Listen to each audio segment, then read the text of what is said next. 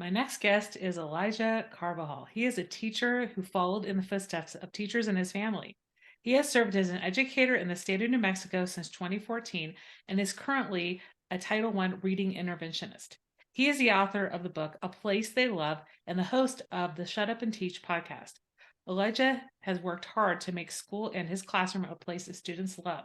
He loves to spend time with his wife, Tracey, who is also an educator, artist, and entrepreneur, and his cat, Nala. Welcome to the podcast, Elijah.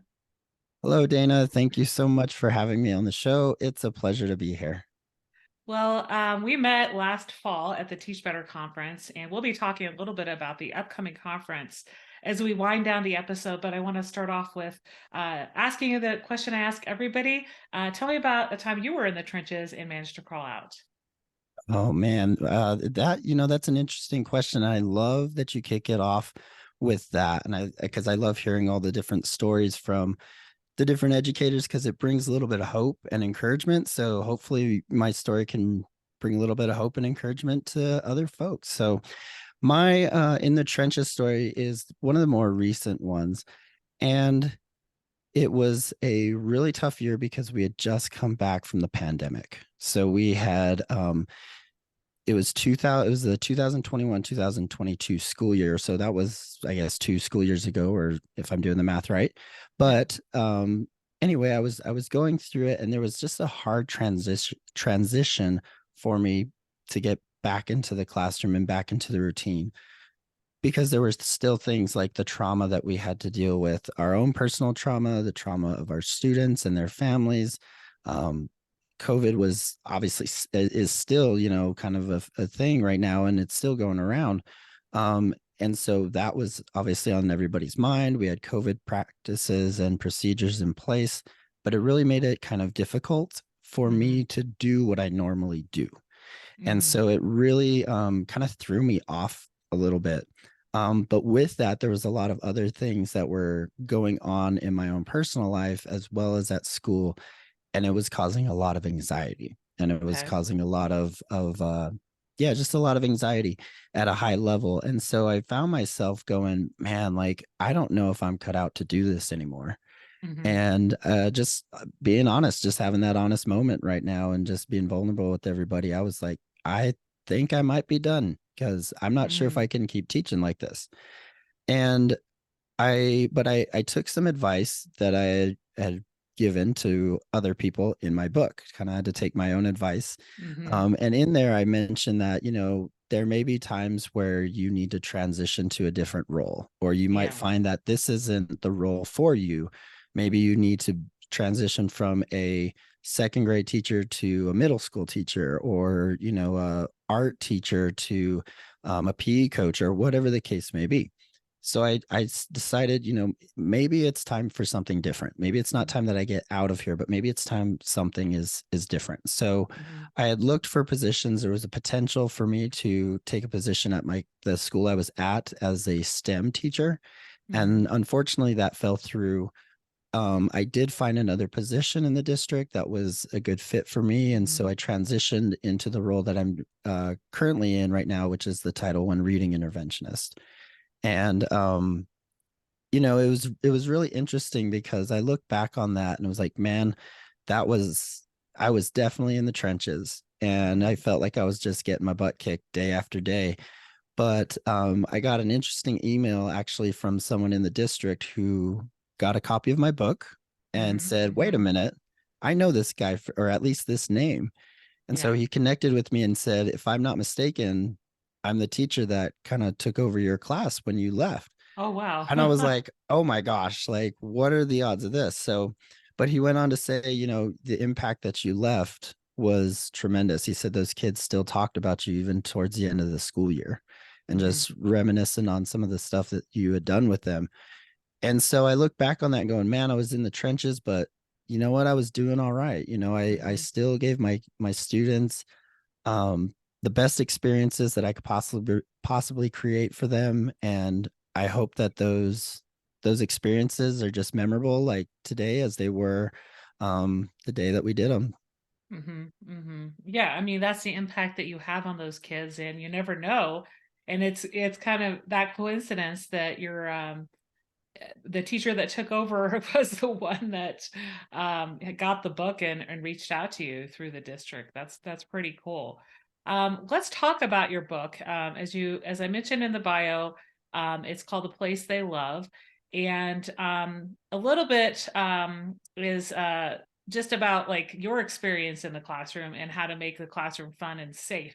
So tell me about the book itself, and then tell me about kind of the writing process. And I know you published through EduMatch, so tell me about kind of getting in touch with Sarah Thomas and just kind of the time frame it took also from idea to publication.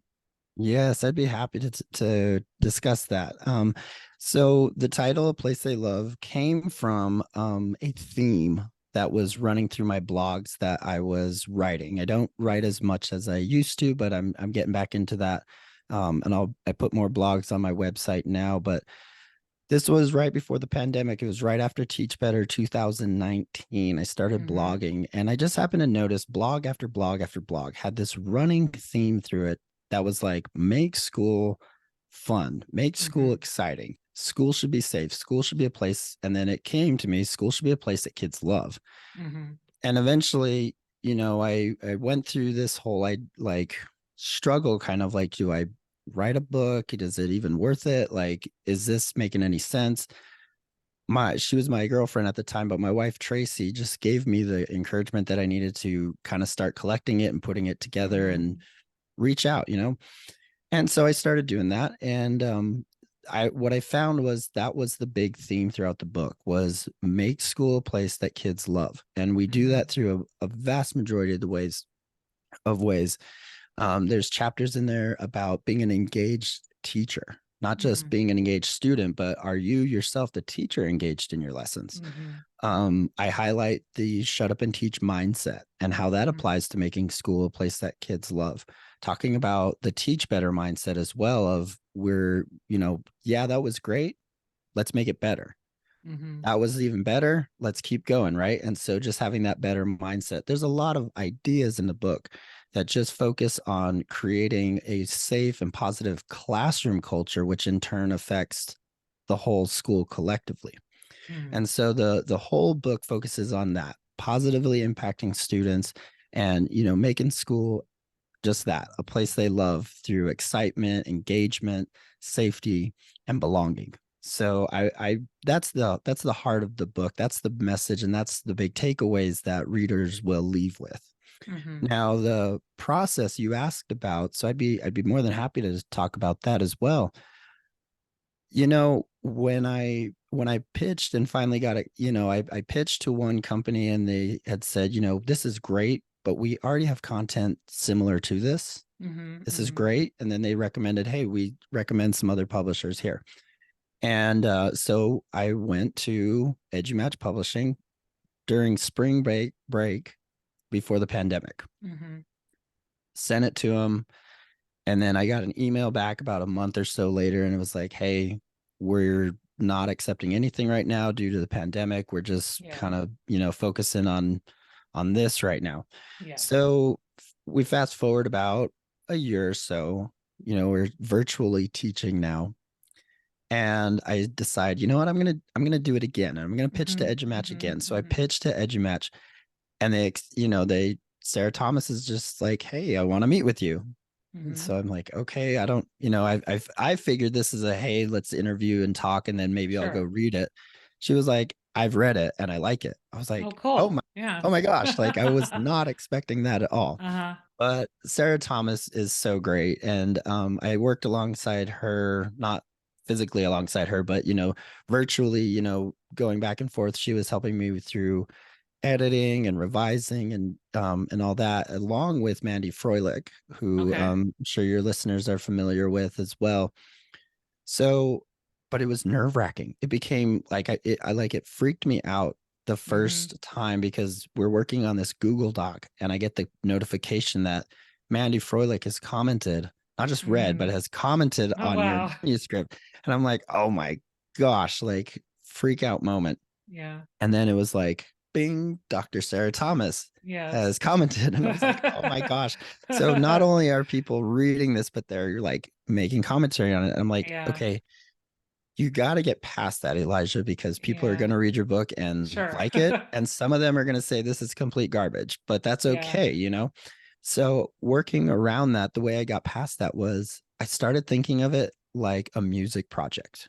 Mhm. So when an artist goes into the studio, they've got their lyrics, they've got their idea of what it's going to sound like, but the producer steps in and tells them, hey, this melody should sound this way, or to get the best out of this, maybe you should phrase this word this way and hit this syllable differently, and then they just work to get the best sound of their out of their musicians, or whoever that is that's making the music. It's all about getting the best sound out of the artist. And so Mhm. when I started thinking of it that way, like, okay, they're like the producers, I'm like the artist, I've got the content, they're just trying Mhm. to make it sound as best as it can possibly sound so that it Mhm. hits home for my readers. So I started thinking of it that way, and my nerves eased up. It Mhm. was incredible because after that I could push forward and be open to criticism. If there was any feedback that was like, hey, we think you should change this, or have you thought about this, I was Mhm. open to all those ideas because of that new mindset. So that was a little bit of the process. Uh the whole thing I think took about a year or so, like a little over a Okay. year. um and then this was like icing on the cake. It released October 14th of 2022, Mhm. which, if that date is like, wait a minute, that sounds familiar, that was the first day of Teach Better. Mhm. So I was super pumped to be at Teach Better and just to be welcomed in by everybody and to see some familiar faces, but then also have this special moment of, hey, my book just released and Yeah. people are, That's so jumping neat. on Amazon and stuff and they're Yeah. buying it. And I was like, man, this is really, really cool. So I was very thankful to Teach Better as well, because they helped a lot with like kind of the launch of it. So Yeah. yeah, Yeah. very thankful for everyone at EduMatch, Sarah Thomas and Mandy Froelich, like I said, and then of course everyone at the Teach Better team. Yeah, yeah, and that's really cool, like, that you were able to, like, speak about it at the conference, and we'll talk a little bit more about speaking, at the end of the podcast. I did wanna ask, so you talk a little bit about, in your speaking about the classroom, theme, like, making your classroom a fun place. So, um, before we start talking about your podcast, I know your podcast has the logo. Your Shut Up and Teach podcast has a pirate themed logo, and you brand your classroom like a pirate ship. So, talk to me a little bit about the pirate ship branding. Yes, the pirate ship. It's funny because we have these outside consultants coming in Uh to huh. the district, our district hired, and they had to interview teachers, Mm-hmm. parents, admin, and then students. And this one of the consultants said, "Can we borrow this room to interview these students while you Mm-hmm. interview the teachers?" I said, "Yeah, sure, go ahead." And they were like, "This is the pirate room," they said. And I said, "Yeah, it's the pirate room." They said, "But y'all are the Eagles." And I said, "Yeah, it's a long story. Teach like a pirate." And then they said, "Wait a minute, I've heard of that book." Mm-hmm. So that's kind of where it stems from as far as the pirate brand and all that. Mm-hmm. Mm-hmm. Not to steal anything from Dave Burgess, but man, that guy has just influenced the heck out of me. And Mm-hmm. it's just a way of me sort of paying homage to him, saying like, you're the OG captain, right? And like I'm just a pirate that's sailing underneath you. Mm-hmm. But I'm happy to kind of rep that. Pirates are, I think pirates have always been kind of cool myself, but so it's fun. The kids connect with it. The kids love it too. And so the brand itself, though, it started out as just like sort of decorations. And then it was like, well, how can I make this more engaging? Right. Mm-hmm. Like, how can I make this like a brand? Right. So I started changing up things like my flexible seating and my table group names. So like Mm-hmm. my table where everybody sits for direct instruction is called the captain's table. Okay. The table where they can go to work, like to read a book while I may be working one-on-one, is the quartermaster's table. I have a Mhm. stand-up table, but that's called the first mate's table. Okay. I made a makeshift boat out of one of those big the Rubbermaid tubs, the big Mhm. ones, Mhm. and some cardboard, and I made a little pirate boat that kids can sit in and they read, so now I have flexible seating, but we don't call it that. It's, can I go sit in the pirate boat? Mhm. All the language in the classroom changes as well. So I don't Mhm. tell kids to, like I said, I don't say go sit at the table. It's go to the captain's table. When I Mhm. pick the kids up, I call them I call them very, very Mates. lovingly. I very well, no, very, very lovingly and dearly. I call them my smelly pirates. So I'm like, all right, smelly pirates, let's go. It's time to go to the Yeah. ship. And then they, they're excited. They line up and we go. But that's the other thing. When it's time to leave, I've got a I've got a floor map. I taped floor in a like a squiggly line, and then at the very front of the classroom there's an X. And Okay. so that when I say X marks the spot, they know Mhm. that's how to line up. It's not, Mhm. oh, I need you to go line up, right? Sure. All the classroom lingo is kind of taken out when you brand your classroom. Yeah. So by putting in that language of like piratey ship language, right? Like I need all hands on deck. That means to clean up. I need you to Mhm. batten down the hatches. It means I need you to put your materials away. All this language just goes to further the brand and make more connection with the students. So now the students know, like, hey, X marks the spot. I go line up, right? I Sure. don't need to like use that classroom language. It's code, it's like code words, right? Teachers Sure. have code words all the time. That's really all it is, but it's connected to the brand. And so Mhm. connecting everything back to that, even like my gift, like my prizes and stuff that I give out, it's not prizes, it's pirate treasure, and it's in a pirate chest. And Yeah. I've got pirate themed toys in there. Of course I've got candy and cool pencils and some little things like that. Sometimes I have fidgets in there, but it's pirate treasure. Hey, do you want some pirate treasure today? You earned it today. Mhm. So everything just goes back to that brand of like piratey. And that goes back to what I've learned from Dave Burgess, and not just teach like a pirate, but even like run like a pirate, lead like a pirate. All the books Mhm. sort of Mhm. connected to that pirate mentality. So, uh, I mean, big shout out to Dave Burgess right now. He's, like I said, the OG captain. So, Mhm. Mhm. And so you started your Shut Up and Teach podcast. Was that shortly after you first met Dave at the 2019 Teach Better conference, or was your podcast started more recently? So it's funny, I had started a podcast before I had met Dave. Okay. And or I think I had finished reading Teach Like a Pirate and I had started a podcast, but it wasn't Shut Up and Teach. Okay. I don't even know if it's still up or not. It probably is, and I think it has like 6 episodes. Mhm. I was that average podcaster, right? Who Mhm. makes the podcast, puts in 6 episodes and realizes, hey, this is a lot of work, and then left it Yeah. to fall by the wayside. But I think it was called Cafe Carbajal or Cafe Carbel. I don't know. If you go Okay. look, if our listeners want to go look it up, you find it, let me know. Um, so I started that, and it just kind of fell to the wayside. I started blogging a little bit more, but the podcast started as a way for me to kind of reflect on my teaching practice in a Mhm. like an in a different way. I was doing that through blogging, but I was starting to listen to more podcasts. So I thought, why not do a podcast channel Sure. and transition from blogging into podcasting? So that's sort of how that started there. But it did start after Teach Better, because Teach Better kicked off the blogging. It was Okay. Adam Welcome, it was Dave Burgess, not and just it seemed like that was a theme that I took away, was be true to yourself as an Mhm. educator. And so in order to find out who I was, I needed to reflect on that. And so I reflected on what I was learning and applying in my classrooms through blogging. And then that just turned in over time into podcasting. It was just a transition that I decided to make, just to see if I could reach a different audience and just have a different way of reflecting. Mhm. Mhm. And at this point, kind of how do you do the episodes? Do you usually do solo? Do you interview people? And is there a theme?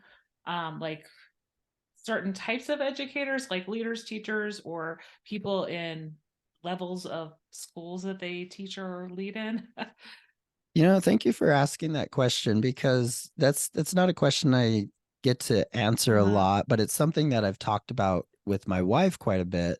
It's Mhm. just the evolution of it over time, Sure. and so it's funny because, and this is no knock to anybody who's doing this, it's just this is how I think a lot of people start, and if it works for them, great. But I started recording my podcast on my phone. That's Mhm. my Mhm. first few podcasts. I think almost all of season one was recorded on my phone. And it works great, especially if you got a nice, smartphone, it works great. There's no Mhm. need to go buy a super expensive microphone and all that. You can do it with your phone. Sure. But even my guests that I interviewed were like phone calls because I didn't even realize like, oh, Mhm. I can do Zoom and record and Sure. strip the audio and all that.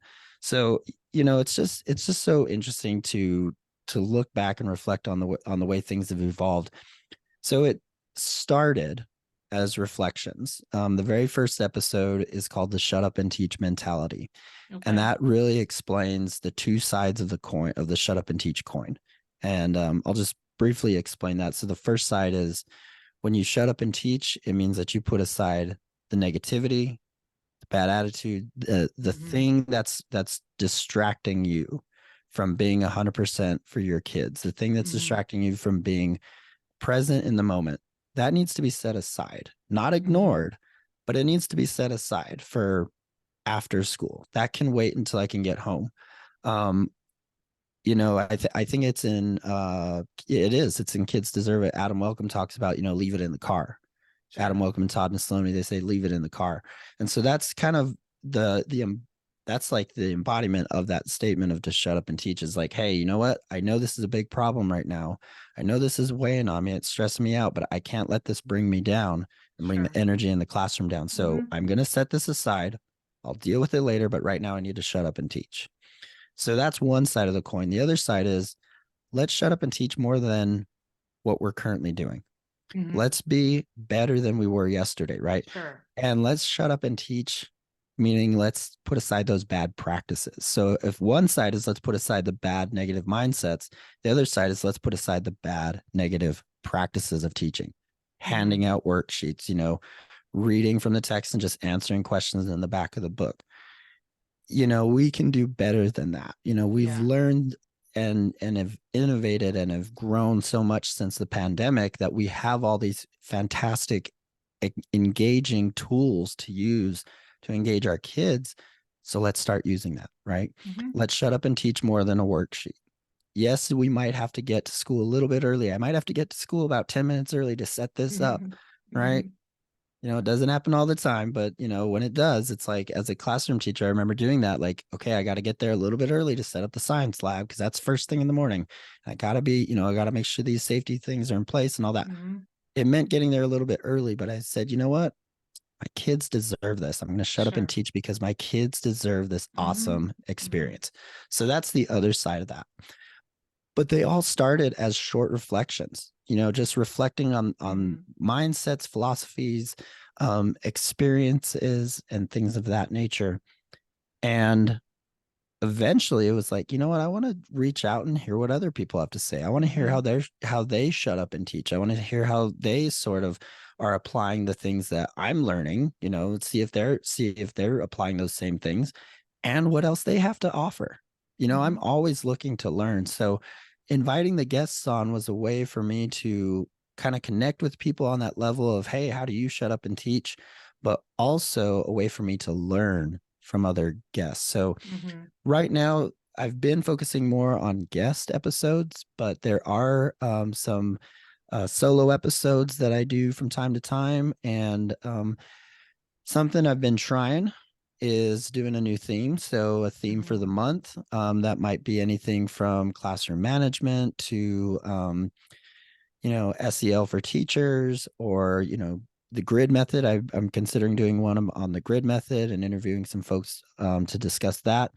But just focusing on themes where I may kick it off or have my solo episode, but then I bring in guests to talk about those. So if anyone is, interested in being a guest on the show, I'd be, reach out to me, and I know we'll talk about my handles or whatever. I'm sure they're in the show notes. So you can find me and reach out to me, and I'd be happy to talk with you about possibly getting you on the show. Good, good. Well, I wanted to also talk a little bit about your blogging. So you said you've picked it back up. So recent themes that you've talked about are, poetry. You've put some poems on there, sports. You also have blogged in the past for Teach Better Team. So what is some of your ideas that come to mind when you put your blogs up? Are they just kind of inspiration from your day at work? That's kind of how I do some of my blogs. Or are they just kind of themed to give people positive thoughts or take in kind of the seasons of the year? So sometimes it's, it's usually related to something that I'm learning, Okay. or observing. Okay. So I recently posted one. I believe it's called Old Mindsets Die Hard. I Okay. posted one about that. And so that was more of like something to be thought provoking. And, at the time I had written it, this is, it was a while back. So it was during that whole incident with Megan Trainor. I don't know if Hmm. you're familiar with it, or the, what was said and all that. She came out, was like F teachers, and it was like, oh Yeah. my gosh. So, it's kind of a, I had put out a podcast episode about it, but then Hmm. that idea of like this mindset, that some folks have regarding education, not everybody, I can't speak for everybody, but there is that mindset that lingers of, and it's when you have the wrong mindset about something, you end up speaking ill about it, or you speak inaccurately of those things. Sure. And Hmm. so that's sort of what that blog was about, but it was written in a poem. So I Hmm. wanted to get the message across and be, kind of, like I said, thought provoking, because it was thought provoking to me, but I Hmm. wanted to do it in a creative way. So sometimes it comes out as a blog type, like what you would normally expect. And Hmm. sometimes it comes out as a poem. Hmm. And so I'm really open to just whatever creative idea comes to me, as far as how I want to get it out there. But as far as the inspiration comes, that comes, from day-to-day practice, from, interacting with students, being, an active, engaged teacher, and, in the day-to-day things, operations at school, and, talking with other teachers.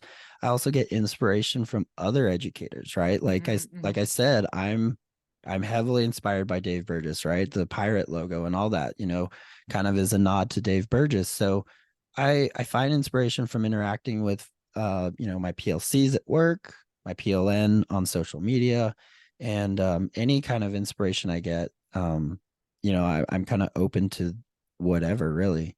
You Hmm. find inspiration in a lot of ways, though. I don't Yeah. think there's just one thing that inspires me. Hmm. Sometimes I'm inspired by music, movies, books, it just depends. Yeah. Yeah.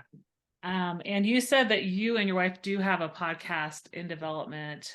You haven't launched it yet, but you're thinking of having the Edu Couple. Is that the working title? The Edu Couple podcast. Yeah, we actually, yes, we've got a few episodes in the works right now, and we're excited about it. We are so Hmm. excited. We were having these conversations on my podcast, and we just called them a conversation from the couch, Okay. because again, going back to the evolution of things, recording everything on my phone. That's our first episode that we recorded together was on my phone.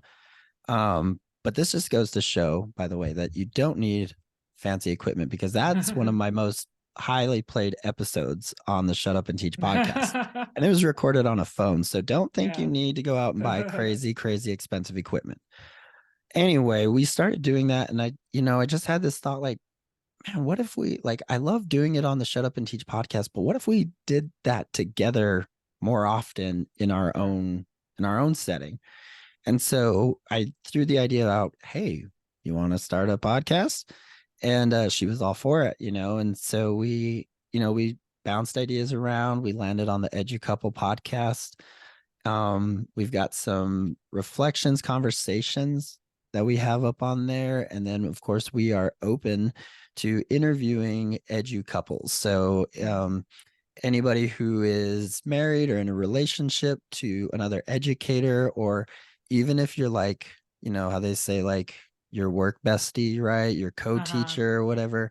If you've got a co-teacher that you work with or someone you work Mhm. closely with, like Your work wife or husband. your work wife or husband, right? We know this saying.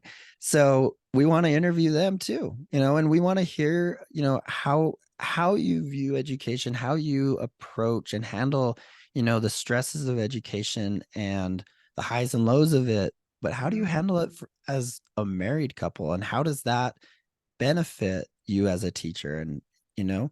so we're just open to interviewing those guests, and then we're gonna have, like I said, our reflections and conversations housed on there, and we're just excited for the new adventure. Yeah.